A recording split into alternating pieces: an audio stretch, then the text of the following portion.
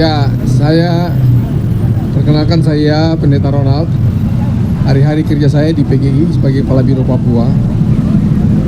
Saya diminta untuk memberikan gambaran mengenai tragedi di Papua. Teman-teman tahu, pernah mungkin dengar mengenai tragedi biak berdarah di Papua tahun 98 ya.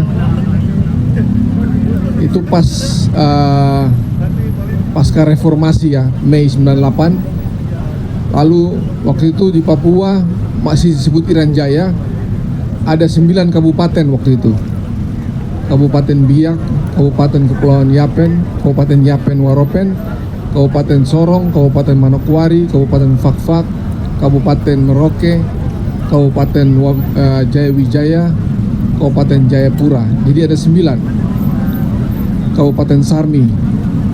Nah, teman-teman yang pada pasca reformasi Mei 98 itu terjadi arus demonstrasi besar di seluruh kabupaten di seluruh Papua tahun 98 itu. Dan itu dimulai dari Biak. Di Biak dimulai dari 1 Juli, tapi kemudian makin membesar di tanggal 2 Juli tahun 98. Itu ada peristiwa yang disebut dengan peristiwa Menara Air, ya. Pertama, gelombang orang yang datang di Menara Air itu, mereka memprotes situasi yang terjadi. Karena itu seperti orang baru keluar dari suasana bebas untuk bicara gitu ya. Setelah peristiwa Mei 98 itu, peristiwa Mei, serta Soeharto lengser itu, seakan-akan sudah tidak ada lagi dinding yang bertelinga, semua orang bebas bicara. Lalu peristiwa itu mulai di Menara Air itu. Ribuan orang datang berduyun-duyun dan di atas Menara Air itu dikibarkan bendera bintang kejora. Makin banyak orang datang dari seluruh kampung-kampung di seluruh daerah itu. Yang terjadi adalah pada tanggal 6 Juli 98 terjadi pembubaran oleh aparat keamanan. Dan begitu banyak orang yang menjadi korban. Ya. Banyak orang yang meninggal, ditangkap di rumah-rumah itu. Ya, anak-anak muda ditangkap di rumah-rumah. Dan itu semua peristiwa sampai dengan hari ini, ketika Komnas HAM turun tahun 2010 dan Komnas HAM kemudian memproses itu menjadi dugaan kasus kejahatan kemanusiaan, sampai hari ini tidak ada kejelasannya. Ya, ada beberapa hal yang kemudian itu dimentahkan karena pertama sampai dengan pengadilan, karena itu dirujuk kepada pengadilan HAM, tapi kasus itu tidak sampai ke pengadilan HAM. Ya, seluruh indikasi dugaan kejahatan kemanusiaan itu tidak bisa diungkap di pengadilan HAM karena kasusnya terhenti di pengadilan HAM. Lalu dalam perjalanan waktu, bukti-bukti sudah sangat sulit untuk bisa didapat. Para saksi sudah tidak banyak lagi yang bisa memberikan kesaksian. Jadi orang sudah mulai melupakan kasus biak berdarah itu. Sampai dengan sekarang pun kasus itu hilang tanpa bekas. Ya, Komnas HAM beberapa kali merilis kasus itu masuk dalam indikasi kuat dugaan kejahatan kemanusiaan, tapi tetap tidak bisa dibuktikan. Ya. Nah, runtutan peristiwa dari Juli 98, ya kalau kita runut ke belakang, itu sangat banyak sekali. Ketika Papua 30 tahun dijadikan daerah operasi militer, itu sangat banyak sekali kasus pelanggaran HAM. Tapi sejak 98 sampai dengan saat ini, begitu banyak peristiwa kasus pelanggaran HAM terjadi. Nah, yang muncul makin kuat itu adalah di daerah pegunungan, ya. Di daerah Papua Pegunungan dulu sekarang sudah jadi 2 provinsi, Papua Tengah sama Papua Pegunungan. Itu menjadi 2 wilayah konflik, termasuk dengan Kepala Burung yang sekarang sudah jadi provinsi baru, namanya Provinsi Papua Barat Daya, ya, pecah dari Provinsi Papua Barat. Dulu hanya ada 2 provinsi, setelah Otsus itu Provinsi Papua, dulu namanya Provinsi Irian Jaya, kemudian Gus Dur merubah menjadi Provinsi Papua, lalu mekar 1 provinsi lagi namanya Provinsi Irian Jaya Barat, lalu berubah menjadi Provinsi Papua Barat. Nah, berdasarkan Undang-Undang Otsus yang baru, dimekar lagi tambah 4 provinsi. Provinsi Papua Barat pecah menjadi Provinsi Papua Barat Daya, lalu Provinsi Papua yang tadinya hanya satu provinsi pecah menjadi Provinsi Papua Selatan, Provinsi Papua Pegunungan, dan Provinsi Papua Selatan. Nah, yang menjadi wilayah konflik paling sering terjadi itu adalah di Provinsi Papua Barat Daya, Provinsi Papua Tengah, dan Provinsi Papua Pegunungan. Teman-teman bisa melihat sampai hari ini kita tidak pernah melihat satu kasus pun bisa diselesaikan di wilayah konflik itu. Korban terus berjatuhan, ya. Terakhir peristiwa kemarin Intan Jaya yang baru terjadi, ya. Pilot berkebangsaan Amerika, pilot dari apa namanya mission, Catholic Mission, AMA namanya, ditembak dan tidak jelas siapa yang melakukan penembakan itu karena masih debatable, ya. Nah, belum lagi peristiwa di Intan Jaya yang terjadi kekerasan penyiksaan terhadap anak muda yang namanya Otok Tigau, tidak jauh dari rumah dinas bupati, ya, disiksa, telinganya dimutilasi. Tidak jauh dari situ juga ada seorang ibu yang mengandung anak 8 bulan, ya, masih mengandung anak 8 bulan. Dalam rumahnya ditembak, anak ibu dan anaknya mati bersama, Melkiana Dwi Tau. Kemudian pendeta Elianus Agimba juga mengalami sama, pendeta dari gereja Kemah Injil Indonesia juga ditembak. Bayangkan aja seorang hamba Tuhan, ini kejadian yang kesekian kalinya hamba Tuhan pendeta di wilayah pegunungan itu ditembak mati oleh aparat. Jadi yang saya mau bilang sama teman-teman adalah kita sekarang menyaksikan kekerasan yang luar biasa terjadi di Papua, tapi sampai hari ini tidak ada niat baik sedikit pun. Kita belum lihat, belum ada, tapi tidak ada niat baik. Karena sudah sepanjang 50 tahun integrasi negara-negara ini, ya, pendekatan yang masih dipakai adalah pendekatan militeristik. Sudah diminta berulang kali oleh tokoh gereja, tokoh adat, tokoh masyarakat, semua komponen masyarakat di Papua, rubah cara pendekatan penanganan persoalan kemanusiaan di Papua. Jangan pakai cara-cara, jangan pakai moncong senjata, pakai mulut untuk bicara. Tapi apa yang dimintakan itu sama sekali tidak digubris. Minta untuk dibuka ruang dialog juga tidak digubris. Jadi memang harapan orang-orang di Papua, orang asli Papua terutama, dalam rangka negara ini menghargai harkat dan martabat mereka, menghormati hak asasi mereka sebagai orang yang punya hak hidup, orang yang punya hak ulayat yang dirampas, hak hidupnya dirampas. Tidak ada sama sekali ruang untuk mereka. Lalu apa yang harus dibuat? Kasus Papua Selatan juga demikian, ya, dengan perampasan tanah yang luar biasa besar untuk kepentingan proyek strategis nasional. Karena itu kita sampai hari ini kita berpihak pada masyarakat asli, masyarakat adat di sana untuk menolak proyek strategis nasional. Dan kita harap teman-teman semua, mari kita dukung seluruh proyek strategis nasional yang menginjak harkat dan martabat manusia. Harus kita tolak, harus kita lawan. Gak ada pilihan itu. Tidak ada perubahan yang kita bisa lihat secara signifikan terjadi.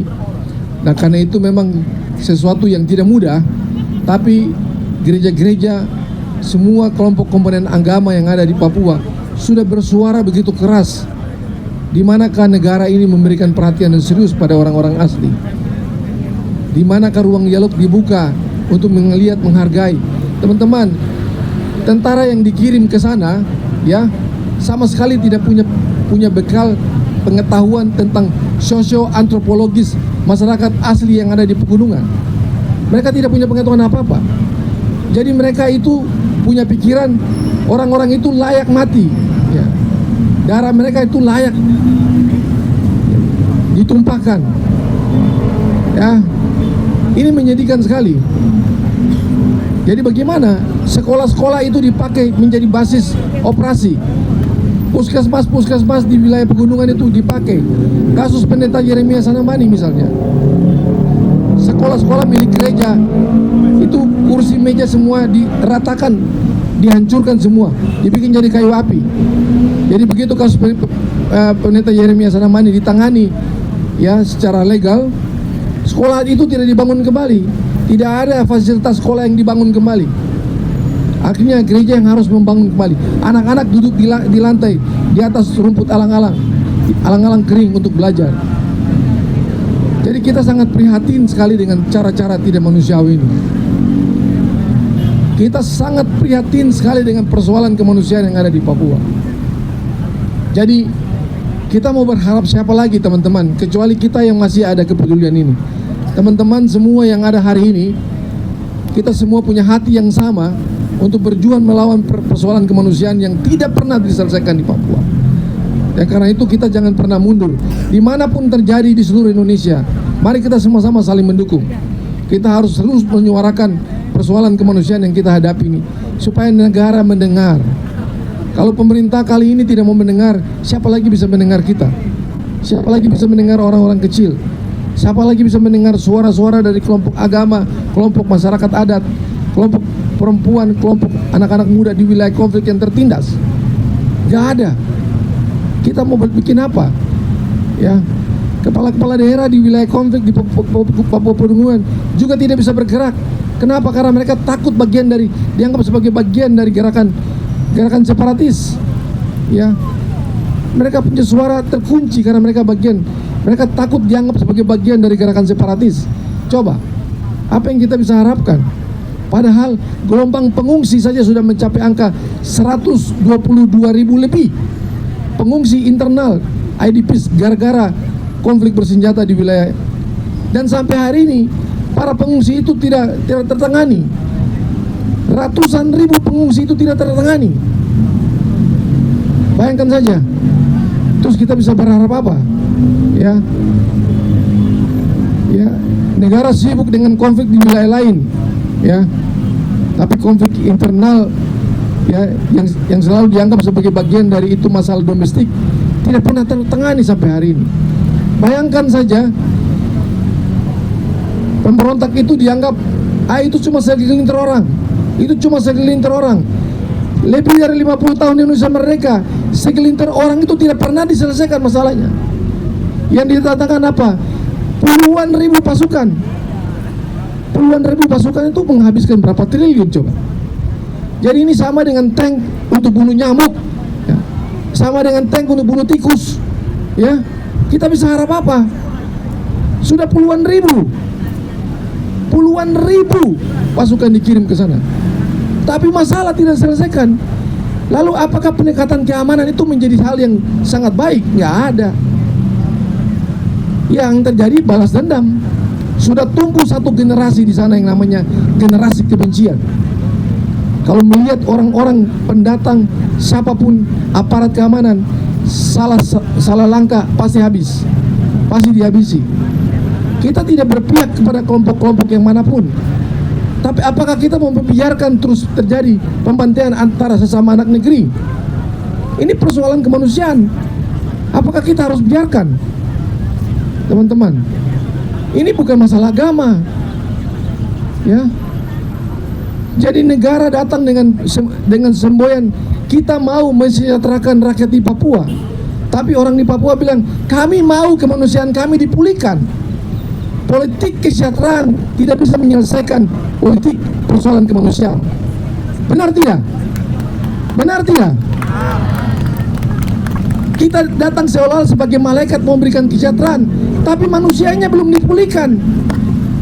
Bagaimana? Tidak nyambung.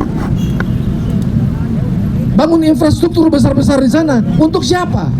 Sementara persoalan kemanusiaan tidak diselesaikan. Ini di wilayah konflik itu sangat dirasakan. Jadi kita bisa bikin apa? Politik kesejahteraan tidak mungkin bisa diselesaikan tidak mungkin bisa menyelesaikan politik kemanusiaan. Persoalan kesejahteraan tidak bisa menyelesaikan persoalan kemanusiaan. Yang terjadi adalah oligarki semakin bertambah di sana. Penguasa-penguasa, ya, pengusaha-pengusaha yang mendukung kebijakan pemerintah semakin merajalela di backup dengan aparat keamanan. Ini jujur aja. Kita mengkritik sesuatu, tapi kita mengajak untuk berdialog. Hentikan. Kita sudah berulang kali bilang, hentikan kekerasan. Tapi siapa bisa mendengar? Teman-teman mungkin bisa mendengar. Kita tidak banyak. Siapa lagi dengan kita bisa mendengar untuk mengatakan hentikan kekerasan? Tapi percaya bahwa kekerasan di Papua mungkin tidak akan pernah bisa diselesaikan. Kenapa? Karena tidak ada niat baik dari negara ini untuk mau menyelesaikan dengan cara-cara damai. Mungkin di tempat-tempat teman-teman juga, di berbagai tempat di seluruh Indonesia, ketika kekerasan terus terjadi dan tidak pernah mau diselesaikan, itu cuma tanda bukti penting buat kita semua. Tidak ada niat baik untuk mau menyelesaikan dengan cara yang lebih manusiawi. Begitu teman-teman, kita semua sedih dengan semua yang terjadi, tapi kita tidak usah berlarut-larut sedih dengan itu. Kita lawan terus dengan cara kita yang cara-cara damai. Ya, kalau Nelson Mandela bisa berjuang, Nelson Mandela, bahkan siapa namanya, Mahatma Gandhi bisa berjuang dengan damai, kita juga akan berjuang dengan damai. Kita tidak punya senjata, kita hanya punya mulut dan otak ini untuk kita pakai untuk bicara, tangan kita pakai untuk menulis sesuatu, dan gerakan kita pakai untuk memotivasi semua orang supaya kita bergerak bersama, mengkritisi, memprotes, mengatakan bahwa apa yang terjadi harus dihentikan. Nggak ada pilihan lain. Setuju? Terima kasih.